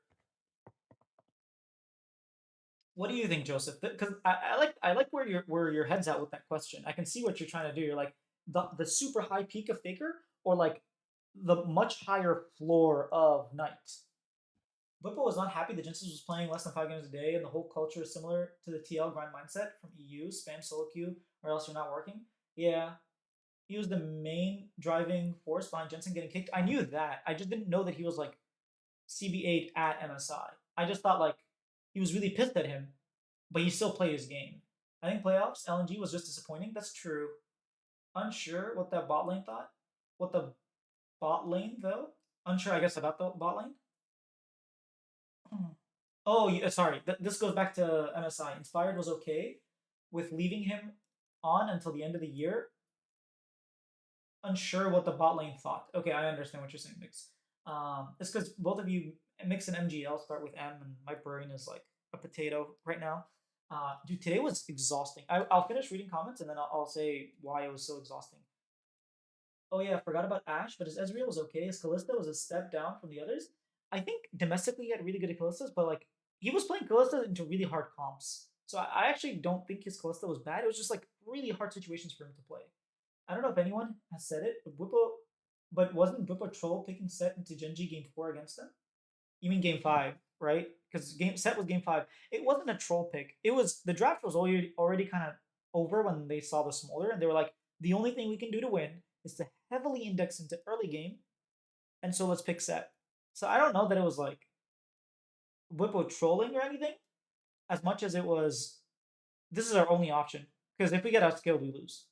So let's take the Skarner because remember, Genji picks Skarner. You take the ideally, you take set, you ulti the like 6,000 HP Skarner into the team, and then you have like a ginormous amount of AoE damage, and then your Haymaker. Like the idea is there, especially with Fiddlesticks, who causes a lot of fear. Like the idea is there. It's just Genji's not gonna let that happen. Like Genji are still one of the best teams in the world, so it's really not hard. And the coaching staff agreed to promote Quad for higher ceiling. I agree. It was a good move, as you can tell. It was so boring to watch Genji games, to be honest. Yeah, they're a boring kind of team, but what they do works. T1 games were more fun to watch. Absolutely. T1 are pushing their lead so well and take over the game from one good team fight, and they can just end the game fast. Yeah, when they ended game 5, I was like, 30 seconds? Can they end the game in 30 seconds? And I was like, yep, they absolutely can. Wouldn't Mord be fine versus for Smolder? I don't know how that matchup works. Can Mord ever get into range of Smolder when he has rapid fire to even ulti him? I don't know. I've never like played that matchup, nor have I seen it in pro play. So I don't actually think anyone's ever answered a Smolder with Mordekaiser. There are a couple better options. Possibly. I don't know that Whippo like was comfortable enough to pull out the Mord. Um, maybe I can ask him if I get an option to like a chance to interview him and be like, talk to me about that set pick. Why didn't you pick like a Mordekaiser or something else? This is arguably T1's toughest title. They took out Genji and BLG. They didn't get early tournament week BLG. They got BLG in form and still won massive accomplishment for the boys. Chess underscore anime. I love that. I love chess. Love anime. Dude, your name is awesome. I love everything about you. I agree. This was their hardest tournament yet because they had a really last year. LNG wasn't like completely inted. Weibo wasn't that great of a team, and JDG was their only real competition. This time they played Genji, they played BLG, they played the best teams in the world. So yes, this was their most impressive title for this roster. And Genji was a clear third place team in the world. Agreed. Weibo just rolled over and died versus BLG. I think Genji would beat Weibo because but lose to BLG T1. Agreed. Any plans for next year? Was fun seeing you cover the league this year. Hey, Flower. Yes, I do have some plans. At the very least, I will try to go out for MSI to Canada, so I'll try to do stuff live. I will be doing my interviews as usual, maybe less than normal because I have a podcast that I'm starting with Marn, who's a journalist from Esports in England, in the UK, and then I will have a show called The Rebellion that will cover Shopify Rebellion news in general. And then, yeah, the interviews, and then I'll try to do more disputing everything, like live shows. I really enjoy live shows with the chat and whatnot. So I might be doing more of this kind of stuff. And yeah, just enjoy the ride. This first year was amazing. I'll towards the end of December, I'll kind of like look back and try to figure out what I did well, what I didn't do well, and what other things I can do moving forward. I might have some polls on my channel, so if you have any input, like comment or anything like that, I'm definitely looking to see what I want to do for next year. But it's this year was so much fun, and I'm glad that you felt that it was fun seeing me cover the league. Um, yeah, I'm trying also big like the main thing. I'm really working on my Korean so that I can do interviews in Korean. Actually, today, if they give me the opportunity, I was gonna ask my question in Korean, just as to practice. So yeah, I'm really pushing forward my Korean learning so and accelerating it so that I can do interviews in Korean, because I think that's the next step up for me. Interviews in Korean, Portuguese, and then later on, like maybe in a couple years, I'll be able to do interviews in Mandarin, and then like I'll be basically every like all four major regions because EU, NA, I can do in English, and then I guess technically there are five because APAC, but yeah, I don't speak Vietnamese. That one's gonna be a little hard. But if it's a PCS team, they speak Mandarin, and then China and Korea. So my goal is eventually to be able to cover the top four regions in the world, and moving on in the next few years. I think Knight's style of Silas is so consistently clean and very strategic. but I do think Faker Styles is more clutch and less afraid to make plays at 1 HP. I think that's a very good description. That's very accurate, not good. It's accurate of like how they play. Because Night Silas was like scary. Do you do live streams during the regular season 2, Cloud? They're fun. I didn't used to, but I moving forward, I want to. This is so much fun. Like just reading chat and chatting with you guys, it is a lot of fun, and I just want to keep doing it. So I definitely will. Moving on, I used to stream Mondays and Wednesdays at like 3 p. So like 7 hours earlier, and just stream League. I don't enjoy that as much as just like talking about the games because yeah, it's fun. The games are awesome. Um, or just internationals like worlds. Hopefully, yeah, like I said, I'll start doing more during the actual season. Which player was most fun to interview at this Worlds? Ooh, awesome question, Gum. The most. Okay, let's look at the list of players I interviewed. The most fun uh, player to interview. I love this question. I had some really cool ones. It can't be Javu because like it was a little awkward when he refused to answer my question, and I was like, oh man. All right, let's look at the full player list. Some of these are scrum, so it's kind of hard to remember. I think that's it. Oh, ooh, owner was definitely my favorite. Keen, it's either owner or Keen, but literally my owner interview, I called my best interview yet, featuring owner plus his black belt. So that was awesome. I think. Let's see. The gala interview, I felt like I bombed it, and I was really really sad. Tarzan was a lot of fun, dude. I had some really cool interviews. Now that I think about it, yeah, I will say okay. It's between Keen or owner, right? It has to be one or the other. I think owner. Mm, yeah, I think owner one, Keen two, and then maybe number three. I would put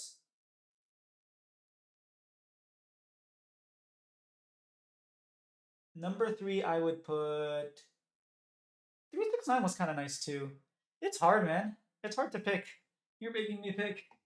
Yeah, I would say the top two are owner and Keen. I really enjoyed those interviews. I honestly think DRX had the hardest gauntlet of any world. Yes, DRX's win was the hardest one. It was harder than this T1 team, which is crazy to think because they play Gen G and BLG, but DRX was just harder. Considering the relative power level and the fact that they had to pull off one of the only reverse sweeps in world history against the world reigning champions, yes, that is incredible. I mean, T1 just went through BLG, G2, TES, Gen G, BLG. Not an easy one. It wasn't easy, but I do think that one's still a little bit more impressive. Because think about it, they went through T1. First of all, they had TES, one of the world favorites, in their group. They had Rogue, who was a quarterfinalists, and then they had like the Flying Oysters or whatever. I think. No, they had Gam, which actually took a game off of TES and was the only reason TES didn't make it to groups. So like they had a good team, like they had relatively strong teams. Obviously, Swiss stage is much more competitive, so it's hard to like do one for one. But then they had Gen G, they had EDG, and then they had T1. Like that was a really good roster. I mean, Korean interviews would be clutch, especially because sometimes I feel like the interpreters don't do a great job conveying. I agree. I think I've done a much better job at phrasing my questions in certain ways that force the interpreters to understand what I'm saying and interpret it in the way. Also, I like how you're using interpreter because you know the difference between translating and interpreting. Not many people do, Elijah. Oh, nice. Maybe reach out to FM Korea and other forums every once in a while, promote content there, get some recognition and traction. Yeah, hopefully, eventually. I actually get a bunch of like um I get a bunch of traction on my Korean interviews from FM Korea without even me putting them up. But like I'll check like the faker, not the faker, the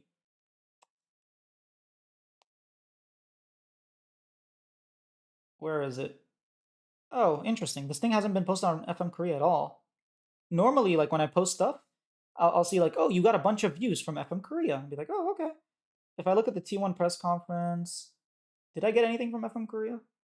No. Interesting. I guess recently this world I didn't really check, but Um, normally I get a bunch of views from FM Korea on my Korean interview stuff. Actually, King does that frequently. Oh, I didn't know that. But DRX had to go through reigning world champions, domestic champions, MSI champions, and the now greatest roster in history. They didn't go through 2021 RNG one. They didn't go through RNG.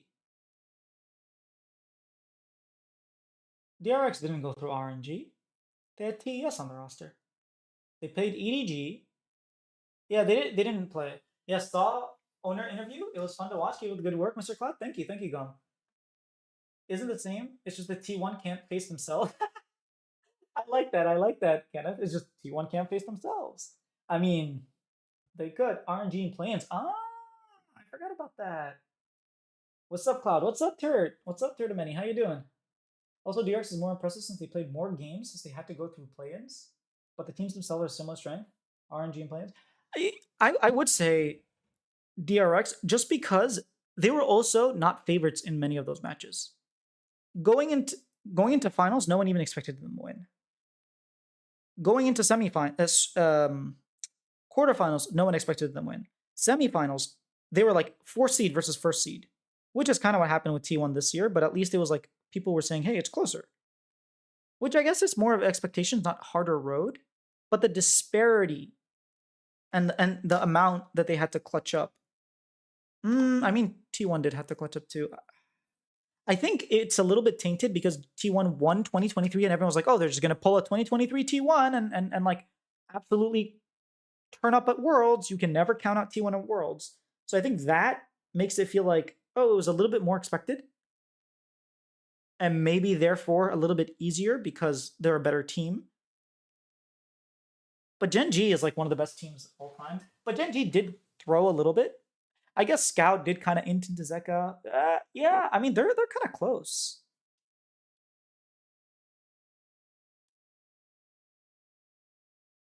Yeah, they're kind of close. I don't know. Honestly, this is closer than the more I think about it, the closer I think. Because Swiss Stage is just a harder format. Because they had to face G2, which is a much better team than Rogue was back in 2022. They had to face BLG. They lost to TES. They had to play TES again. Like they played the number 2 seed from China. They played the number 1 seed twice. They played the number 1 seed from EU. I guess technically, wait, Rogue was number 1 seed from EU as well. Wait, this is hard, man. They were the reigning world champions, so they couldn't play themselves. Yeah, it's a lot closer. Swiss is harder, yes, agreed. In terms of expectation, oh wait, why did T1 draft 3 ADs and no AP game 1? I have no idea. No one asked. I have no idea. They drafted 3 AD. They drafted Yone, Nar, and I don't remember what the AD carry was, but you're right. They did draft 3 AD. I think maybe they were like not afraid of a tank. Because Yone does have half AP damage, and they were like chilling. Because there wasn't like an Ornn top, it was Rumble top, so maybe they were fine with it. But there was a Skarner that game. Yeah, I don't know. There was a tank. I don't know. That's a good question. Oh, Caitlyn, that's right. That's right. Oh, maybe they were just thinking like, hey, we can run the early game, and then it doesn't matter because Skarn doesn't scale. That could be what it was. In terms of expectation, DRX is more impressive, but both are difficult AF. Agreed, agreed. Swiss stage is harder. I agree. Swiss stage is definitely harder. I just don't know how much harder it was because they had to face TES twice. I guess technically T1 had to face BLG and TES. Yeah, Swiss is definitely harder because even then you have to play a best of 3 to get out. And like those best of 3s against G2, even though they won them 2-0, and people are like, oh, they stomped. It wasn't a stomp. T1 like were down 3 inhibs and had to come back from that. And you could be like, oh, it was G2 throw, but like again, it was a really good play. But like there's a lot of poise and confidence in T1. So I'm not entirely sure. This is okay. This question is something you should ask. If any of you are like subscribed to Monte Cristo to Last V Nation on Discord, this is a question I would definitely shoot them on the Discord and for like their Q&A when they do Summoning Insight? Because that's a really cool question to ask. Thoughts on Mbessa being Cassante that might ruin pro game again? I'm just done with these champions, man. Like, I understand why they come out with really cool, flashy champions. It's really cool for us to watch the Zeus and Bin play these amazingly, incredibly mechanical champions and outplay on them. It is really, really cool. For pro play, I understand. For regular play, I understand coming out with very simple champions like Smolder, buffing Garen. Like, I think Melio was a relatively simple champion. Like, coming out with very easy champions at the same time coming out with complex champions. My problem comes, why are you making a champion that is stat reliant? Because Mbessa only has CC on her ultimate. For bruisers, if you don't have CC, you know, if her W is a CC, I'd be like, okay, she can just be a really weak bruiser, but come with a lot of like mobile CC. And so she'll be OP in the right hands, but she won't be OP for everyone. But the thing with Mbessa is that if she wants to be viable, because she doesn't have CC, she needs to be broken. And when she's broken, it's broken for everyone, which means broken for solo queue. So that's like my main thing on Mbessa. I haven't played her, but I do think I'm gonna main her because one of my I think when Callista came out, I mained her for like the longest time because I really enjoy the this is like season 5 Callista, by the way. It was permabanned. It was or season 4. It was like very different Callista than what you think of today. They completely gutted the champion, and by the way, the champion's still good, but like they completely gutted the champion and made it so that she has no power whatsoever. But season 5 Callista was incredible, and it was just so much fun to play that champion. And yeah, I think Mbessa is going to be a very fun champion. Not gonna lie, I see Keen play Cassante, and I just hate that there is nothing anyone can do because his kit is just by far the best in the game IMO. Dude, I was playing solo queue the other day against Cassante, and I got him to 1 HP. I was Malzahar. I ulted him. I used my E. I used my Q. I used my Hourglass. He ulted me from full HP. He Q'd me to get my shield off. Ulted me. I was full HP. He had like 200 HP. Ulted me, hit me with a W, Q, and like literally took my entire HP with his W somehow. And I was just like, what the? Like, this is not balanced. And even Cassante like stopped walking and typed, he was like, I should not be allowed to do what I just did to you. And I was like, I agree. This is ridiculous. It was, yeah. Cassante, when his numbers are not balanced, you put that to a pro player like Keen, dude. It's just it's not even the same champion. It's not even the same game, man. They make it look like art. They make it look like poetry in motion is a phrase I've been using recently from Peter Dunn. Like it looks like poetry in motion. This guy is just incredible on things like that. Bin has a pretty good Cassante too. He doesn't play it very often, but his Cassante is pretty good. Who else has like a really clean Cassante? I thought Impact a lot of times had some really good Cassante games. But yeah, you put. I remember Keen game 4 on Cassante, like catching out an Ezreal. How do you catch out an Ezreal as a tank, dude? They just it's so stupid. And Bessa has Omni Vamp on her ulti. Why does she need Omni? I guess she's a bruiser, but like, give her damage reduction. Give her something that makes her tanky, but not like, I don't know, man. I I think overall League of Legends has been very balanced recently. I will actually say that there have been some broken champions.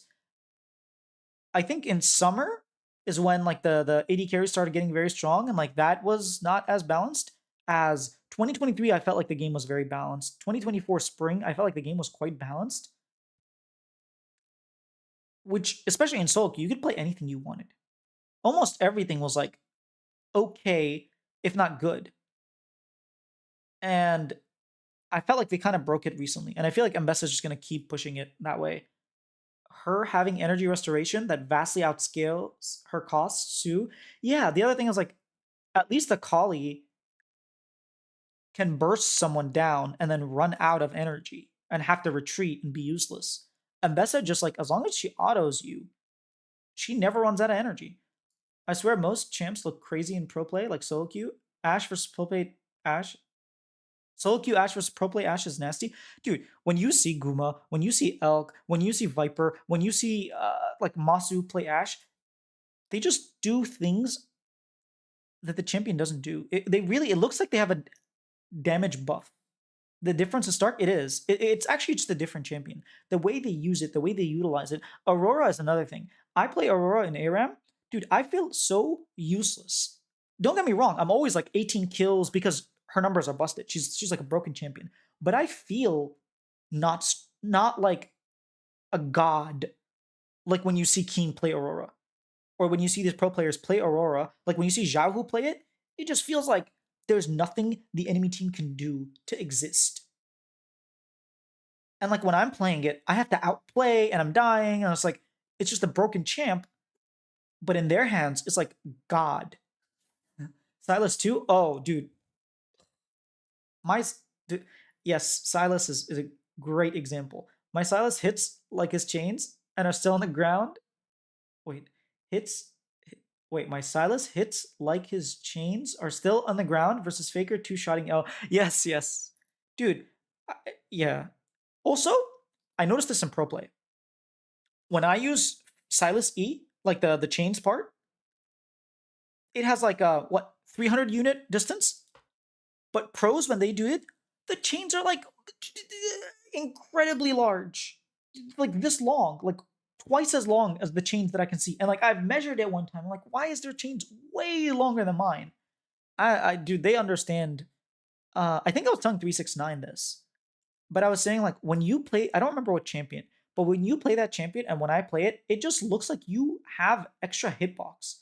Like you hit these abilities. When I look at it, it was Zeus. I was telling Zeus, I was like, your Aatrox. I think maybe in MSI, I was like, your Aatrox, your hitbox is just larger. I don't understand how you do this.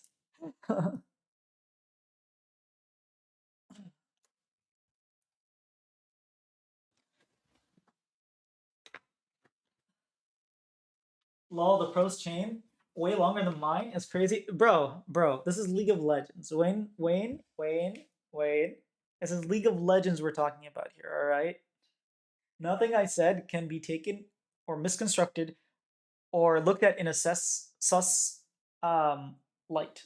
It is all purely League of Legends related, and I I plead the fifth.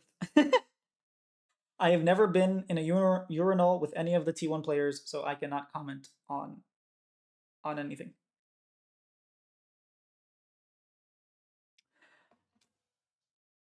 Anyways, I think that's it for me. Today was really fun. Um, oh yeah, I forgot to say this. I was mentioning earlier how exhausted I am, and I can only imagine how exhausted the players are. First of all, this is not even related to the game, but I woke up at like 6 a.m. So World started at 10 a.m. my time. I woke up at 6 and couldn't fall asleep back until 9. Literally just up for 3 hours. And then I woke up at 10 or a little bit before 10 to watch Worlds. And Worlds went from 10 until 3. It was like on for like 6 hours between broadcast and games and whatnot. It was on for 6 hours. And then, because like there was like almost 45 minutes before the games even started, just the intro. And it was awesome. Don't get me wrong, I'm not complaining. But it was like about 6 to 6.5 hours. And then it took another like 2 hours, if I'm not mistaken, until the end of press conference. So if you think T1, they probably got there 2 hours before start time. So they got there at 8 a.m. and left at 5.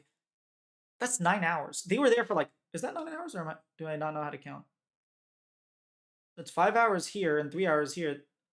That's 4 hours. Yeah, nine. I can count. Yay. So for 9 hours they were there. For me, it was like a little bit less, but still, I was there for that much time. And then it took me 2 hours to translate and put the press conferences together because it actually takes a while. The translator doesn't do a very good job, and so I have to like do a lot of work for the translator. And in the Korean one, like I speak Korean, so I'm able to like help out with that. But even then, I don't do it too much because people complain whenever I like change something because they don't know the. Anyways, I always say, hey, it's machine translated. Don't take this to heart. And that's part of the reason why the Faker interview, like the T1 press conference, I only uploaded the first half because the second half was all in Korean, and I was translating it, and I was translating it. I was like, it's gonna take me another like 2 hours. It's like already 7 o'clock my time. I haven't had a single bite to eat. I'm hungry. I'm tired. Let me just upload this. So I upload it. I got some food. I finished doing the BLG one, um, and then I started streaming. And I will end the stream, and then I will upload the BLG press conference. It is very sad, but yeah, it is what it is. Thank you all for watching, for being here, for chatting, commenting, and yeah, I will see you guys next week. I will definitely be streaming next week. I don't know what we're gonna talk about. Maybe Shopify, but I'll let you know more of like what I have planned for the rest of this year. And then the closer we get to next year, the more likely I have plans for next year, like more solidified plans, and we'll go from there. Um, but yeah, thank you all for this journey. I'll probably have a video out as well, just recapping the entire year because it's been super cool. I never expected one day I would be recording and posting like Linkin Park working with League of Legends. Like I just never once. Yes, I wasn't there at the room, but still, I was in the Zoom room. Same thing. Like I never expected that was gonna happen, and it did. And I've gotten to know a lot of friends here on chat. Wayne's World, Pro Style Pancakes, Elijah Welcome, like Turd of Many's is here often. It's been Russell as well. It's been really cool, and Mix MLG. Sorry, I know there's a lot of you guys. I really appreciate it. Um, I love the name Pro Style Pancakes, and I will see you guys next week. Take care, and hopefully you guys enjoyed the coverage.